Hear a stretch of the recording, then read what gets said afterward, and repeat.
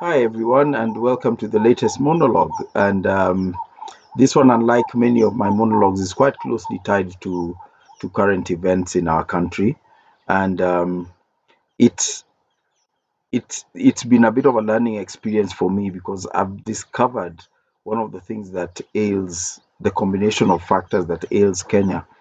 And first of all, let me make it clear: I do not have any stand one way or the other on what's going on in the politically inside the internal issues in Tanzania.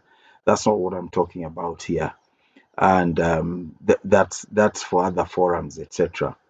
But my point here is about the Kenyans. Last week, I wrote, I was actually a bit taken aback by the flood of Kenyan activists who suddenly made their way on the same day, probably on the same flight, to go support to go appear in a court at a trial of Tanzania opposition leader Tundu Lissu. I'm not sure what he's charged with, but anyway, my question was, which I wrote on Twitter, was why are all these people going over to Tanzania um, to handle these issues when we have so many pending ones in Kenya, and I named a few. And I aimed to make people think, but people didn't think. The reaction was predictable in the knee jerk type reactions that there were. Um, some people even suggesting that I should delete that tweet. It's not too late to delete this tweet. Um, we need to show solidarity. All these kind of things. The buzzwords, and that's what not what I was looking for. Obviously, I was looking to make people. I was asking a question that I hoped would make people think, and this is why, and this is what came out then. We are unable to perceive issues. If we look at this particular opposition leader, he he's not a new opposition leader. He's been an opposition leader for quite some time. Had a lot of troubles, including survived an assassination attempt some years ago, and this is not the first time he's in court either. That's a given. So my question, what I wanted people to think about, sadly, these are again people couldn't join the dots, is why now? Why are we going this time? He wasn't well after the assassination attempt. He was actually in hospital in Nairobi. Not many activists. I can't find reports of these activists visiting him then. In fact, the report I remember is of the current president coming to Nairobi to visit him in hospital. But why now? What's going on now? And why all these people? Quite a motley group of people. Some who have never shown any interest one way or another in what's going on in Tanzania. And as I said, that there was those flood of responses I got. But now, fast forward to now, people were arrested. These activists were arrested. Some deported, um, put on a flight back. Some deported by road. There were talks of torture and all sorts of assaults on them, which I don't know. I don't know about the veracity of, so I won't talk about. But suddenly it flooded, and the Kenyan public suddenly flooded into this thing. Suddenly, everybody was everybody and his horse and cat and dog in Kenya was talking about was expressing negative sentiments about Tanzania all of a sudden, and suddenly everything was about how bad Tanzania is, um, how backward, quote unquote backward, they say Tanzania is. What they don't do this, they don't have this. We are better than them in this, that, with the other.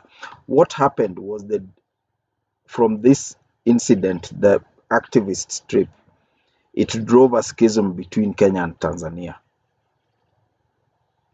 where there was none. That is the net effect. And those who are saying then that the trip was about solidarity with Tanzania, where is the solidarity now? And now that they're back, how come none of them is talking about the court case, which is still going on? But you can talk about it even online or whatever. But none of them is talking about the court case.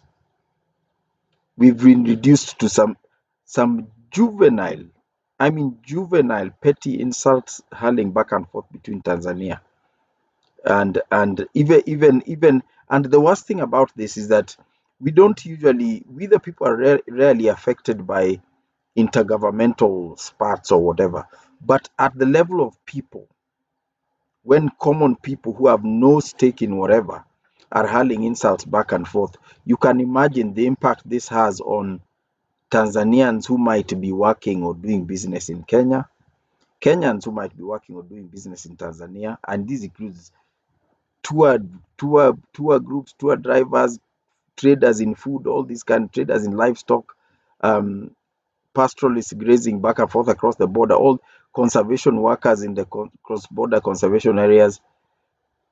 These are the people affected by this nonsense, and this is how I got to tell that it's driven externally. Suddenly, it was coming from all angles, and when something is externally driven in Kenya, especially Western driven, because the middle class jump onto it. The middle class are the most indolent and foolish group in Kenya that's easiest to manipulate by propaganda. And I've been embarrassed to see, even on my timelines, educated, mature people with adult children are are going through lists of Tanzania MPs' names and finding how those names somehow sound like some profane words in some Kenyan vernaculars. That level of petty nonsense. Now, this has shown our greatest weakness as Kenyans, in that we are so easy to manipulate because we don't know what's important. We have trouble perceiving what's important and joining up issues. We've even forgotten our middle class. We've even forgotten that we in Kenya have one of the most highly paid and indolent legislatures anywhere in the world. Anywhere in the world. And we turned our guns away from them to our neighbors' legislators, those who do not owe us any service because we do not pay taxes to them.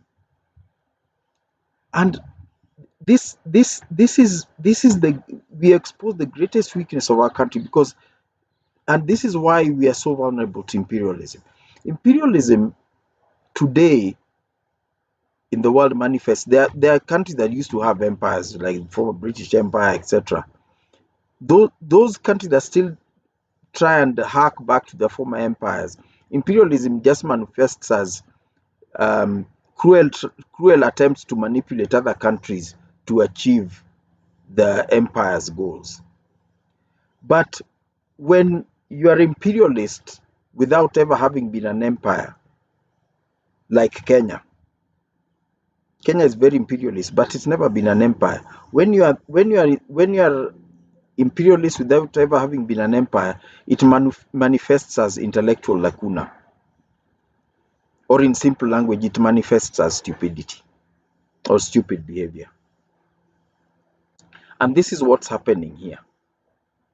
We forgot what's important. And Kenyans we like talking about regional leader, regional giant, regional this, regional that.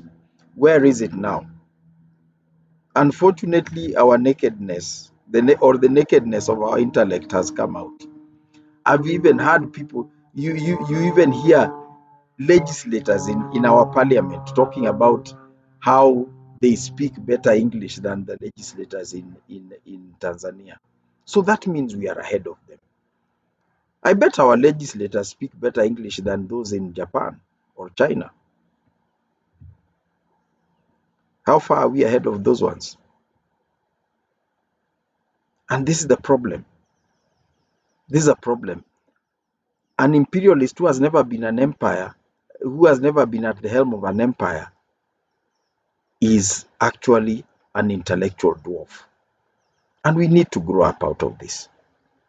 Now, I cannot claim to know exactly what was behind this propaganda push. But I know there's a propaganda push. I know it wasn't about the court case. And I've known just by observing politics in Kenya and interacting even personally with some activists in Kenya. Activism in Kenya has become a career, like it's like blogging or whatever. It's become a career. And in other countries, you find environmental activists, some are human rights activists, some are animal rights activists, and all that. But in Kenya, you just have activists. They or blogger. In other places, you find food bloggers, bloggers about cars, bicycles, birds, whatever. In Kenya, you just have bloggers. They build up a following, and then they pursue whatever cause is currently paying. There's another word for that, but I will not use it at this time. Maybe it might seem a bit harsh. But this is what we don't realize, and this is the worst quality of this is the greatest weakness of our society, that jumping on these bandwagons. But because we can't perceive issues as they are, we end up following individuals. So you find someone calls himself a supporter or follower of blogger X, of activist X, not about the issues that activist or blogger is talking about, but the person. And we always get lost because of that. And because of our failure to perceive issues, we also get shocked when we see signs of wealth amongst some of these activists or bloggers. Oh, how does he make so much money? Hello, you the follower, the stock in trade, and you sell very well on political or capitalist platforms. So what was going on in Kenya at the same time when we were hurling epithets at back and forth across our boundary with our neighboring country? The United States Army or Africa Command, led by this General Langley, has convened a meeting of African defense chiefs to advance the Western imperialist agenda in Africa. And that meeting was convened in Nairobi. I mean, well, Nairobi is the best place to convene any imperialist agenda in Africa. That meeting was convened in Nairobi a couple of days ago, while we are still throwing insults back and forth. Domestically in Kenya, the Finance Bill 2025 was being discussed and being drafted. This is the finance bill that includes probably some measures even more draconian than the measures that led to protests and death last year, almost exactly a year ago, going on right now. There you are hurling epithets back and forth between Kenya and Tanzania. Hmm? Those are the things. Those are the things that are happening. The government is in talks with Bretton Woods institutions, World Bank, that criminal organization called World Bank. It is urging our government to raise our PAYE tax to 38%. 38. Meanwhile, you're throwing, you're screaming about how some people across the border don't speak English. We Kenyans have to grow up, and the attitude we should have to anyone who participates in public discourse, be it an activist, be it a blogger, be it even someone like me who's doing these monologues. Stop looking at the person. Don't worry about me. Don't worry about any individual. Look at the issues the person is talking about, and you'll always be okay. And this inability, you see it everywhere. Once you open your eyes to it, you can't unsee it. People look at, for example, political commentators, and they want to know who that person. Some even ask, who are you supporting for the next presidential election? Because he wants to He wants to decide. He wants to support the person that person supports. Instead of listening to what this guy talks about and deciding for yourself, you want to support the person he supports. I like personally the insults Miguna always dispenses online when someone asks him, so who do you want me to support? But this is our inability to perceive issues. And the tragedy is that we take ourselves so seriously, yet we are so weak in this particular intellectual pursuit. Another thing that could be a driver of someone trying to bring this unity into the East African community is many of us don't realize how big the East African community has grown. It now includes South Sudan. It's not just Kenya, Uganda, Tanzania. It includes South Sudan. It includes Rwanda, Burundi, Democratic Republic of Congo. If you look at global geopolitics, the inclusion of Democratic Republic of Congo means the East African community is a bloc that touches Indian and Atlantic Oceans right across Africa. For any imperialist force that wants to dominate Africa, that bloc is frightening,